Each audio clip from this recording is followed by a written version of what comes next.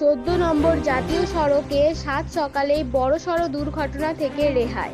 গতকাল অর্থাৎ বৃহস্পতিবার সকালে 14 নম্বর জাতীয় সড়কের উপরেই জাতীয় পতাকা হাতে রাস্তা মেরামতির দাবিতে মল্লারপুর বাহিনা মোড়ে বেশ কিছুক্ষণ পথ আটকে বিক্ষোভ দেখায় স্থানীয় বাসিন্দা থেকে শুরু করে স্থানীয় ব্যবসায়ীরা।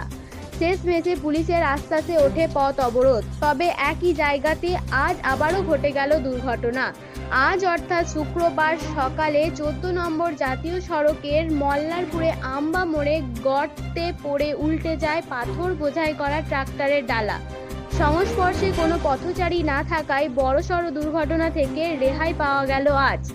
14 নম্বর জাতীয় সড়কের ওপর যে সমস্ত গর্তগুলি রয়েছে সেই সমস্ত গর্তগুলি গতকাল রাতে বৃষ্টিপাতের ফলে জলে পরিপূর্ণ হয়ে যায়। আর আজ সকালে মল্লারপুরের আম্বা মোড় থেকে মল্লারপুর ওভারব্রিজের দিকে একটি পাথর বোঝাই করা ট্রাক্টর যাওয়ার পথে বাহিনা মোড়ের কাছে একটি গর্তে গাড়ির চাকা আটকে যাওয়ার ফলে সঙ্গে সঙ্গে রাস্তার ওপর পাথর সহ উল্টে যায় ট্রাক্টরের ডালা।